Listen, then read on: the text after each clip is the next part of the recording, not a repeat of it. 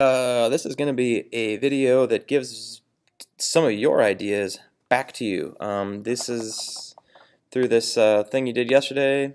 I took the best response. Well, I didn't take the best. I just took a sampling of the kinds of things that you said, and you are closer to answering this driving question than you might think. So I'm just going to read these to you. I'm going to get through them. There's a good quantity of them.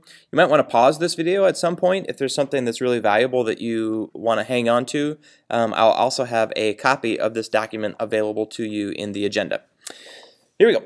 A community of serious readers should have a central belief that no one person is right. All ideas are possibly the most important, and that the spotlight should not be upon just one. There's always another solution, always an answer. We should believe that worshiping one idea is essentially shutting the door on possibly a better one. We must first address what serious readers are. Serious readers are people that come up with deep questions and make an effort not only to evaluate the text, but either decipher or create their own message or moral the author is trying to imply or demonstrate. So to answer the driving question fully, I would say the beliefs of a serious reader are the same. A serious reader wants to justify what the author is trying to say or explain to them through words, and the attitudes of a serious reader is always serious. For example, a serious reader thinks hard about a line or a word in the text he or she is reading and then tries to decode what the author is trying to say. And I can say the same thing about serious readers' behavior. Serious reader behavior behaves like a computer in a sense. Try to decipher every little detail and make something out of it. Serious readers are serious, I guess. The question is, can you be serious about fun? That's something I'll talk about later. Readers have the freedom to roam through and understand them texts for themselves. We annotate as we see fit, and we go into depth to better understand the documents for ourselves. It helps because we go at our own pace, which is different for everyone, to get as much out of the document as we can. Serious readers, as stated before, believe that every text is worth reading. Their attitude changed. They no longer see a boring 25-page text. They see a thought spread on paper, and they behave beyond measure to figure out what that thought is. Serious readers figure things out. Some behaviors that serious reading groups should have is the mindset of trying to get a deeper understanding.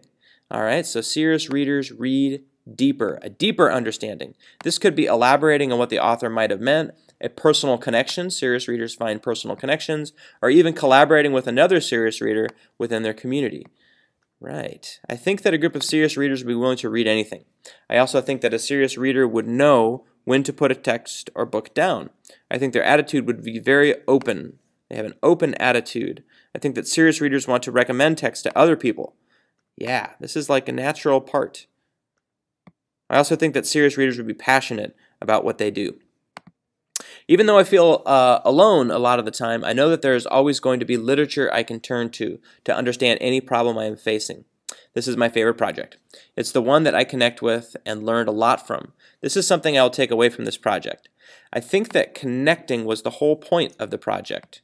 I think really getting into a piece of writing and leaving an impression is the whole point of a group of readers. It is not all connecting the same way, but in different ways. Right? Is there only one way to read a text? No.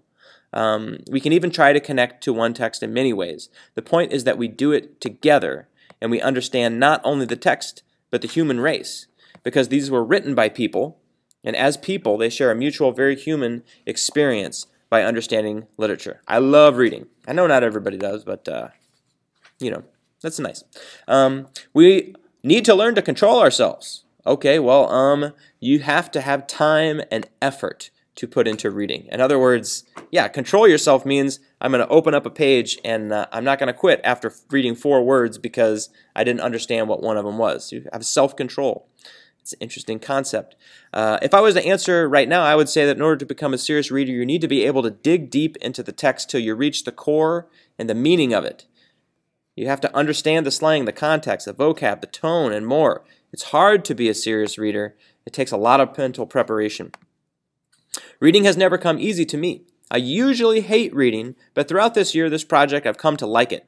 I feel that I work better by myself than I do with others. I like to be in complete control, and this is a cool thing about reading. When you're reading, you are in complete control, and I feel that I can do it when I don't have to worry about anyone else. I learned that I can achieve more if I consult others. So here we have someone saying, I do it by myself. I said, I need to consult others about my thinking and can gain a new perspective based on another's opinion. I think that the driving question is a little more complicated to answer, and I think I will have to learn more in order to be able to provide a proper and sophisticated answer to it. I hope that you're realizing that everything I've read so far are partial answers to that driving question.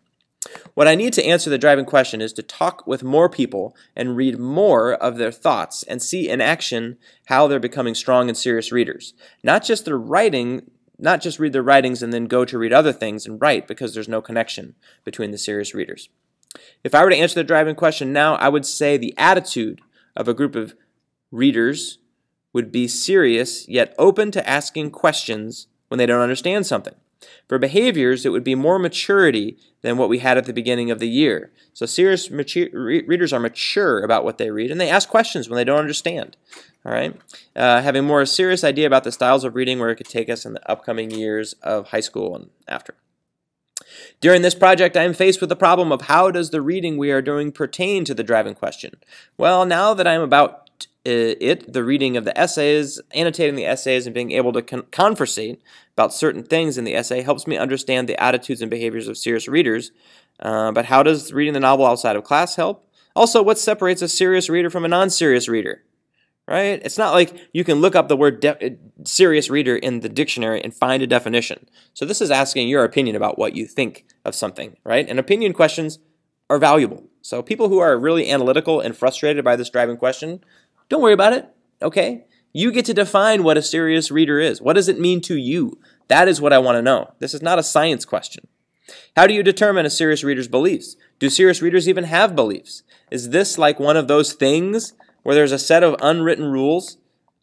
Yes, and you're making up the rules because guess what community we're talking about in this project? Your community. But I never really know why I read until this project started.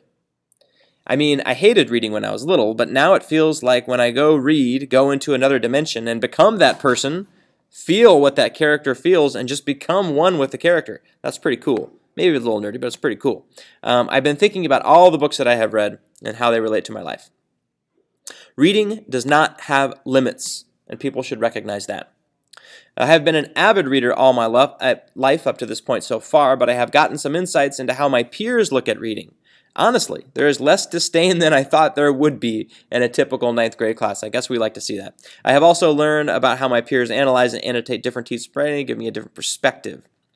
I learned some valuable lessons when working by myself. I learned that reading is harder than I thought, and I learned that I have others to fall upon if I mess up.